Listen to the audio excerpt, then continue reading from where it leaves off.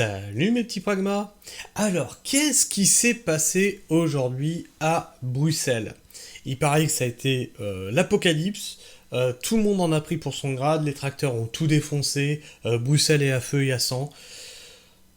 Waouh. Du coup, j'ai fait une petite recherche pour savoir de quoi il en retournait, hein, parce que moi la journée je travaille, et puis en rentrant je me dis, oh, c'est bizarre, j'ai entendu parler de ça. C'est bizarre, est-ce qu'ils en font pas des tonnes? Et en fait, non, ils en font pas des tonnes, mais ils envoient les tonnes d'acier contre les fortifications policières et ils forcent les barrages et ils démontent tout Bruxelles. Et donc c'est la dépêche qui nous apprend ça, colère des agriculteurs, défilé monstre à Bruxelles, 900 tracteurs mobilisés, la manifestation dégénère.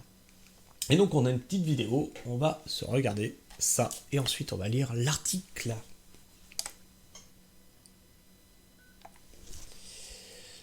Que je vous mette du son, que je le mette ici aussi. Toc toc toc toc toc toc toc. Là. J'espère que je vais pas vous péter les oreilles. Peut-être vous recentrer l'image par contre. L'Europe, à l'heure de la colère, la grogne des agriculteurs qui continuent de s'exprimer plus que jamais. Vous allez le voir dans le centre-ville de Bruxelles où les manifestants font face depuis ce matin aux forces de l'ordre. Les agriculteurs venus de plusieurs pays du continent qui sont arrivés à bord de leurs tracteurs. Ils stationnent désormais en plein centre-ville à quelques centaines de mètres des institutions européennes. Ils sont venus... Mais pourquoi ils visent les institutions européennes? Je ne comprends pas. Quel est le but? Posez-vous la question. Quand est-ce que vous en aurez marre de les prendre pour des cons? Pour faire entendre leur voix, pour peser aussi sur le sommet du jour qui se tient entre les ministres de l'Agriculture des 27. On va en parler avec vous, Caroline de Camaret. Bonjour Caroline, on a vu des canons à eau depuis ce matin, des feux aussi. Le climat, pour commencer, peut-être, est plus que tendu aujourd'hui à Bruxelles. Oui, climat explosif, c'est pas une première du genre. C'est maintenant, au dernier sommet, on a déjà vu des milliers de véhicules agricoles qui ont envahi les rues de la capitale belge. Aujourd'hui, c'est entre 500 et 800 pour paralyser ce quartier européen. C'est vrai que, du coup, eh bien, la Commission et le Conseil européen ont annoncé qu'une délégation d'agriculteurs serait reçue à 14h30, c'est-à-dire après le fameux sommet. On les reçoit, mais après qu'on ait décidé ce qui allait se passer. Hein. On veut bien vous écouter, mais quand il n'y aura plus rien à décider. Hein. C'est déjà fait de toute façon, vous l'avez dans le cul. C'est génial, j'adore. Mais j'adore. Mais tout le monde s'en fout. Ce monde est en train de partir en couille, c'est un truc de fou. Hein. Des ministres de l'Agriculture, ce qu'on appelle le Conseil des ministres de l'Agriculture, les États membres aussi qui font face dans chacun des pays à des mécontentements croissants, ont demandé à la Commission européenne d'engranger ce fameux chantier de la simplification des règles de la politique agricole commune. Alors, il y a plusieurs pistes qui vont éclore aujourd'hui même. Obligation de maintien des prairies permanentes qui devraient être assouplies cette année pour les éleveurs en reconversion, pour qu'ils ne perdent pas de revenus. Tolérance accordée aux agriculteurs ne respectant pas les exigences de la PAC en raison d'épisodes climatiques extrêmes, exigence de déclaration allégée et recours à l'imagerie satellitaire pour déterminer quel est finalement le calibre d'une exploitation et réduire ainsi les contrôles, parce que les contrôles... Alors ça, il faut savoir que, en fait, là, ils sont juste en train de valider ce qui est déjà en place. Alors vous le savez peut-être pas, mais il y a déjà un satellite qui passe et qui scanne justement si les exploitations ont bien semé à telle date, ont bien récolté à telle date, ont bien fait leur semis d'engrais verts, etc., etc. Et s'ils détectent que dans le champ, il n'y a pas, c'est moins vert à un endroit, etc., eh bien tu ne touches pas ta PAC, ou tu te prends une amende, ou tu te prends de toute façon des sanctions. Hein. Ça ne marche que comme ça. Dans ce foutu monde de merde, c'est que des coups de bâton. Je rappelle que la PAC, c'est 25 milliards que vous, les Français, vous donnez qui partent à Bruxelles, et il en revient entre 9 et 11, ça dépend les années. Donc dans l'opération, on perd 15 milliards qui sont partis comme ça, dans le vent. Je pense que vous voulez simplifier la PAC, c'est pas compliqué. Arrêtez de la gérer à Bruxelles, laissez-la dans les pays, on s'en occupe. On s'en occupe, ça fera le double en fait à distribuer aux agriculteurs. Et puis vous arrêterez de nous faire chier avec des satellites qui nous disent ce qu'on doit faire, et puis d'être toujours fliqués en fait. Alors, moi ça me révolte un petit peu parce que ça je l'apprends par mes collègues. Moi je suis pas touché par ça, je fais ce que je veux, je suis maraîcher. Je plante si je veux, je plante pas si j'ai pas envie. Je plante ce que je veux à l'endroit que je veux. C'est d'ailleurs pour ça que je n'ai pas non plus adhéré à cette norme qui est le bio, parce que pareil, le bio, si tu veux passer au bio, t'as quelqu'un qui vient chez toi qui te dit ce que tu as à faire. Mais allez vous faire foutre. Mécontente les agriculteurs européens.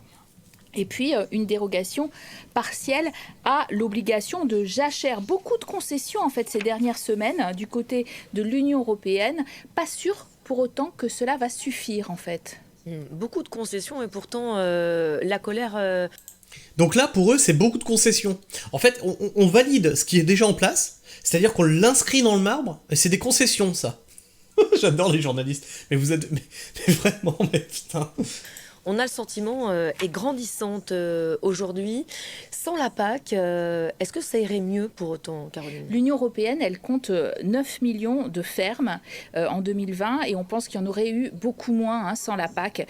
Les Français, qu'on entend beaucoup effectivement sur ce sujet, sont les premiers bénéficiaires de cette politique agricole commune. Non, tu peux pas dire qu'on est les premiers bénéficiaires de cette... alors qu'on perd 15 milliards dans l'affaire. C'est 15 milliards qui ont été perdus dans la transaction, qui ont été pris aux Français. Encore une fois, cette PAC, elle est distribuée comment ? Elle est distribuée à ceux qui en ont le moins besoin, puisqu'elle est faite par rapport aux surfaces. Tu prends la ferme d'Arnaud Rousseau, qui n'est pas du tout dessus. 9 milliards de chiffre d'affaires. 9 milliards. Lui, il a 700 hectares. Je peux te dire que la PAC, il la touche, et plein pot. Alors, sans la PAC, qu'est-ce qui se passerait ? Alors là, c'est complètement une réflexion de ma part. Sans la PAC, qu'est-ce qui se passerait ? Il se passerait des tailles de ferme beaucoup plus petites, en fait. Beaucoup plus petites, et on en viendrait à, une masse de producteurs, plutôt qu'une production de masse. Mais c'est pas ça qu'ils veulent. C'est pas ça qu'ils veulent. Et quelque part, en acceptant de toujours grandir pour la PAC, eh bien... on s'enchaîne à ce système. Les agriculteurs s'enchaînent à ce système. Et comme ils ont accepté d'être payés par l'Union européenne, comme ils ont accepté ces aides-là, ils sont devenus un petit peu dépendants donc de cet État qui est Bruxelles, de nos dirigeants, etc. Et ils se sont, c'est devenu finalement, alors je vais dire un gros mot, c'est un peu la pute et son Mac, quoi. C'est un peu la pute et son Mac. C'est pour ça que je suis très bien, moi, dans mon système où je ne dois de compte à personne, en fait. Je ne dois de compte à personne, j'ai voulu aucune aide. Même la DGA, j'en ai pas voulu, parce que tu as constamment une contrepartie. Constamment. Commune. Les Britanniques qui doivent s'en passer désormais depuis le Brexit ont perdu nettement au change puisqu'ils ont des enveloppes beaucoup moins conséquentes. Les organisations pourtant continuent à manifester contre des choses qui ne dépendent pas uniquement de la PAC. Par exemple, contre les négociations commerciales du Mercosur avec les pays sud-américains, alors qu'on va ouvrir donc notre marché à effectivement des viandes et également des céréales de ce Mercosur quand on n'arrive pas à écouler en effet au bon prix les nôtres. Donc ça c'est assez compliqué parce que Bruxelles a reconnu que les conditions n'étaient pas réunies mais n'a pas mis un stop à ce grand marché. Et puis il y a aussi l'idée... Mais non, il n'a pas mis un stop à ce grand marché, mais il ouvre. C'est de la concurrence déloyale, mais ça faut le dire aussi. Est-ce qu'on aurait besoin de la PAC si les prix étaient valorisés à leur juste prix ? Comment tu veux ne pas avoir besoin de la PAC quand tu vends ton lait à 40 centimes alors qu'il t'en coûte 60 centimes de le produire ? Vos arguments sont complètement biaisés, c'est un truc de fou. finalement d'encadrer les prix. Et ça, Emmanuel Macron l'a suggéré, encadrer les prix de l'alimentation, des prix planchers. C'est très difficile à mettre en œuvre au niveau d'un seul pays et au niveau de l'ensemble des pays. Et puis surtout, il y a des problèmes de concurrence et de dumping à l'extérieur si on a des prix effectivement trop hauts pour les agriculteurs nationaux. Voilà. Et puis enfin, il y a cet énorme dossier du blé ukrainien.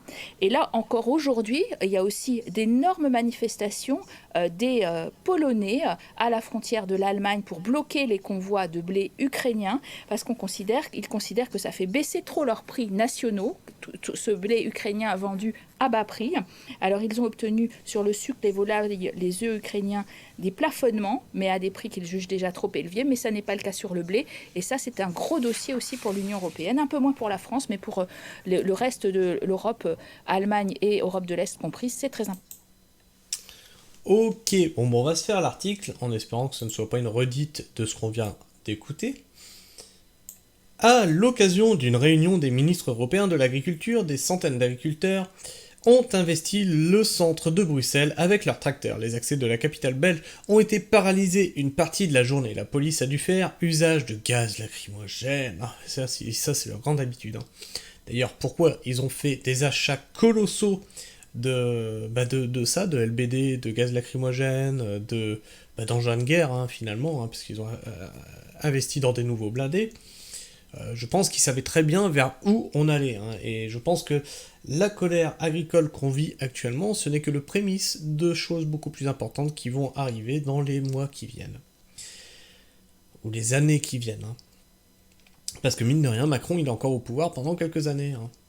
La colère agricole atteint le cœur de l'Europe. Des centaines de tracteurs paralysent ce lundi le centre de Bruxelles, en marge d'une réunion des ministres d'agriculture des 27, ouvrant la voie à des simplifications de la politique agricole commune, la PAC. Comme le 1er février, la capitale belge devient l'épicentre de la colère agricole. Oui, donc le 1er février, où ils ont juste fait acte de présence, et puis on les a arrosés avec un tuyau d'eau, mais vraiment, c'était même pas le canon à eau, hein. C'était vraiment un tuyau d'eau, et ils ont dit, on s'en va. C'était vraiment juste pour faire acte de présence et dire on est en colère. Là, c'est autre chose, là, c'est arrêtez de vous foutre de notre gueule.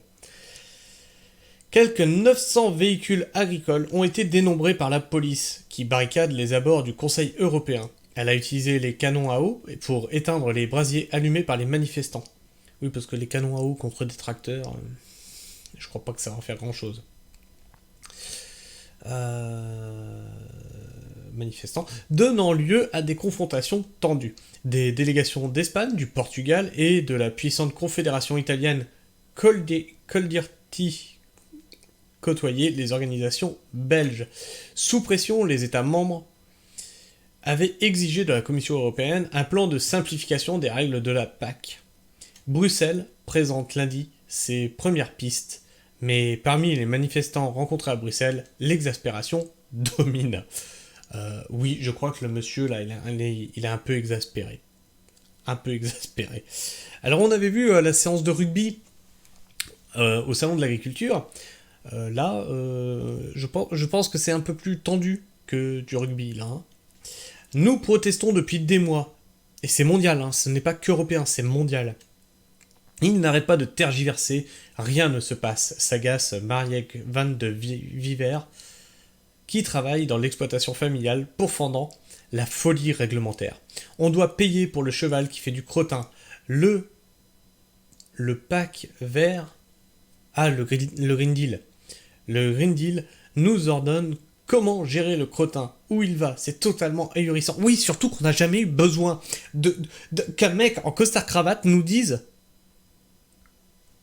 comment gérer une exploitation. Fais mon taf. Fais juste mon taf une semaine.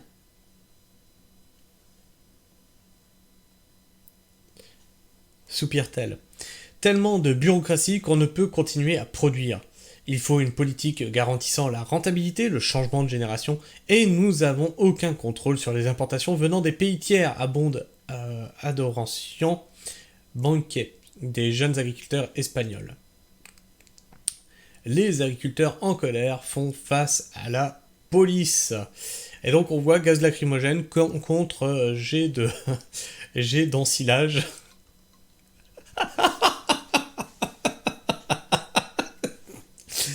Mais c'est donc ça qu'on appelle un homme de paille, en fait. C'est donc ça qu'on appelle un homme de paille. Les agriculteurs en colère ont fait face à la police, et là on voit qu'ils sont complètement, complètement empaillés. Ah là là. Des dérogations sur la PAC ou les jachères. Après une dérogation déjà entérinée sur les jachères, les obligations de maintien des prairies permanentes pourraient être assouplies pour les éleveurs en reconversion. Plusieurs États demandent aussi des flexibilités sur la rotation des cultures. Une tolérance serait accordée aux agriculteurs ne respectant pas les critères de la PAC, en raison des épisodes climatiques. Enfin, les exigences de déclaration seraient allégées, les visites de contrôle réduites de moitié. Au-delà de ces mesures de court terme que l'exécutif européen pourrait entériner rapidement, Bruxelles ouvre la porte à des révisions législatives à moyen terme de la PAC en négociation avec les États et eurodéputés pour modifier certaines dispositions et réduire la charge. Dans l'immédiat... de toute façon, c'est pas compliqué. Hein. Tu veux être agriculteur, t'as intérêt à savoir faire des papiers. Hein. Ah oui, parce que... oui, tu vas en remplir des putains de papiers. Et constamment. Hein. Dans l'immédiat, il faut quelque chose de pragmatique. C'est moi. D'opérationnel. Il y a l'espace pour les modifications à l'intérieur des règles actuelles, a estimé le ministre français Marc Fesneau à son arrivée. Mais certaines choses... ouais, enfin bref. Je vais pas commenter. Mais certaines choses nécessitent de modifier l'acte de base. Que cette modification législative enjambe les élections européennes de juin n'a pas d'importance. L'important, c'est qu'on avance, on a besoin de fixer une trajectoire, poser les jalons d'une PAC qui rassure à long terme, a-t-il insisté. Tiens, c'est marrant ça. J'allais dire, tu vois, trajectoire, machin, qui rassure, etc. C'est le mot de Macron, ça. Et qui c'est qui dit ça ? Ben, c'est le nôtre de ministre, de sinistre de l'agriculture. C'est le nôtre, c'est celui qui est français, dis donc. Il a les mêmes mots que Macron. Ah ben, comme c'est bizarre, comme c'est étrange. Parallèlement, Paris appelle à rouvrir, par voie d'amendement au Parlement européen, une législation restreignant les émissions polluantes des élevages de volailles et porcins. Et plutôt que d'essayer de vous battre contre Bruxelles et juste étudier d'où vient le problème. D'où vient le problème ? Bruxelles, qu'est-ce qu'on fait ? On sort de l'Europe. Voilà, au bout d'un moment, ce n'est qu'un nid à emmerde. Ce n'est qu'un nid à emmerde. Ah, mais il faut transformer l'Europe. On la transformera jamais. J'entends ça depuis 30 ans. Il faut transformer l'Europe, faut transformer l'Europe, faut transformer l'Europe. Bah depuis 30 ans, elle se transforme. Hein. Bah oui, mais pas dans le bon sens en fait. Ou en fait, si, justement, dans le bon sens. Pour eux, pour les élites, pas pour nous. Il y a beaucoup de colère face aux promesses non tenues. La PAC actuelle est un monstre bureaucratique et des réformes sont nécessaires pour favoriser le travail dans les champs plutôt que la paperasse, a déclaré le ministre allemand. Oula, le nom couché dehors, je vais forcément l'écorcher. Cem Özdemir. Mais sans fausse solution. Il faut garantir qu'on puisse gagner de l'argent avec la biodiversité. Oula, la phrase est bizarrement faite. Il faut garantir qu'on puisse gagner de l'argent avec la biodiversité. C'est-à-dire quoi ? Tu veux faire commerce de biodiversité ? C'est quoi le délire là ? Qu'est-ce qui se cache sous cette phrase ? Celui qui préconise une pause dans la protection du climat est tout sauf l'ami des agriculteurs, prévient-il, alors que plane le spectre d'un détricotage des obligations écologiques. Le commissaire à l'agriculture, Janusz oh là là, je le dis pas son nom de famille, s'est dit ouvert à rendre simplement et incitative plusieurs obligations vertes, jachères, rotation des cultures. Une révision de la politique agricole est une bonne chose pour mieux rémunérer les agriculteurs, estime le ministre belge. Mais arrêtez de leur donner des primes. Vous avez toujours pas compris, ils veulent des prix. Ils veulent des prix et une concurrence juste et non faussée. Donc, l'arrêt des accords de libre-échange. Ou alors, vous faites des accords de libre-échange avec les mêmes normes que vous imposez aux Européens. Le ministre... C'est aussi simple que ça, mais pourquoi vous discutez, quoi ? Mais c'est un truc de fou, hein. Rappelons que la Commission proposera aussi en mars des mesures sur la formation des prix.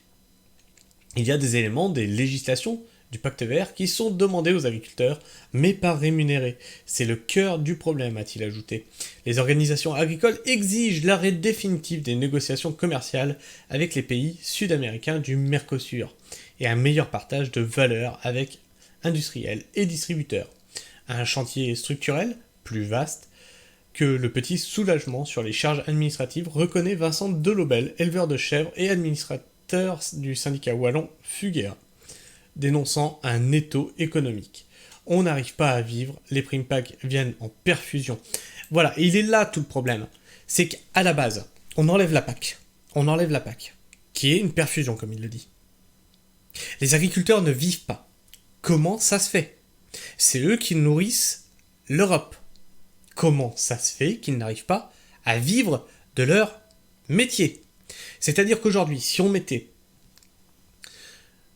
C'est-à-dire, comme dans toute entreprise, t'enlèves la PAC, parce que pour le moment, les agriculteurs vivent par la PAC, le jour où on coupe ça, c'est fini. Donc si aujourd'hui, on faisait le bilan des entreprises agricoles, et on dit, voilà, les entreprises agricoles déficitaires, elles doivent fermer. Comme c'est le cas dans le bâtiment, comme c'est le cas dans le BTP, etc., etc., tu vois. Le boulanger, s'il est déficitaire, l'État va pas lui donner une prime pour qu'il s'en sorte. Hein, et ben il ferme sa boulangerie. Eh bien, la quasi-totalité des fermes européennes fermeraient. On fait comment après? Non mais dites-moi, on fait comment si toutes les agriculteurs, ils ferment, ils arrêtent? Qu'est-ce qu'on fait? On bouffe plus? Non, je pose la question. Hein. Ou alors, la bouffe va devenir plus chère. Bon, je dis ça, voilà, vous en faites ce que vous voulez. Mais à un moment, il y a un truc qui va se passer. Et c'est pas forcément la bouffe va devenir plus chère pour le consommateur. C'est la bouffe va être plus chère pour l'industriel, pour la grande distribution. À lui de baisser ses marges pour que le consommateur puisse continuer à bouffer des fruits et des légumes, des pâtes, du pain, à des prix raisonnables. Aujourd'hui, l'agriculteur ne vit pas, par contre, l'agro-industrie et les distributeurs vivent très bien du travail des agriculteurs.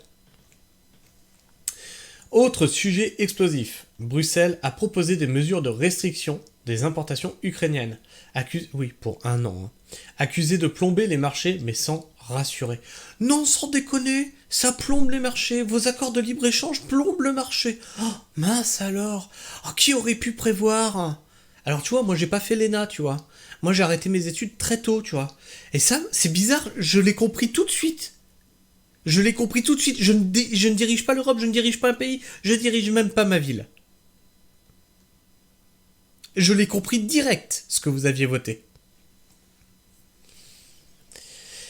En Pologne, des agriculteurs bloquent toujours des passages frontaliers déversant sur les routes des cargaisons ukrainiennes. Et donc, il n'y a pas de... Si, il y a des commentaires. On va prendre 2-3 commentaires, parce que la vidéo est un poil longue, histoire de voir, de prendre la température.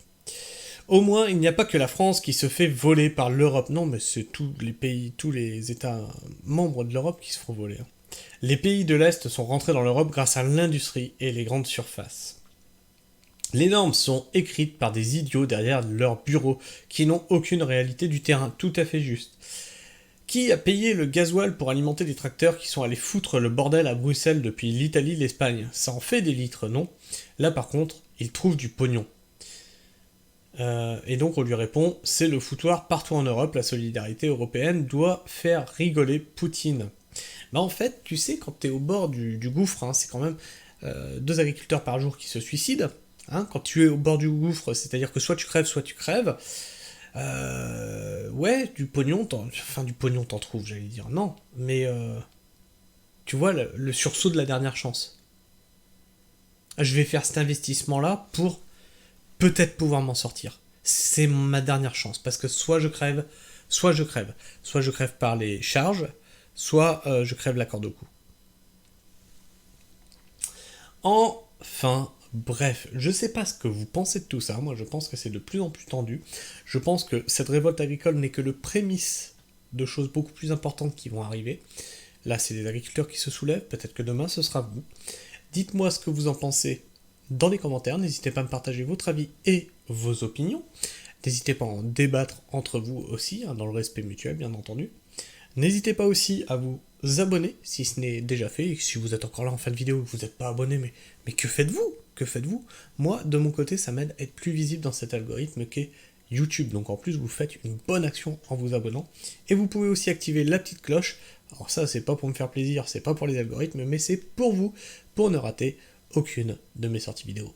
Enfin, si vous savez pas quoi mettre en commentaire, vous pouvez toujours me laisser un pouce pour me dire j'ai vu ta vidéo, j'apprécie ton travail, ou un pouce vers le bas pour me dire bah écoute, j'ai vu ta vidéo, mais c'est totalement de la merde et je n'approuve pas ce que tu dis, et ta tronche de barbu ne me revient pas, et puis j'ai passé une sale journée, et puis je veux t'embêter. En tout cas, moi je vous fais la bise, prenez soin du sol et restez pragmatiques. Ciao.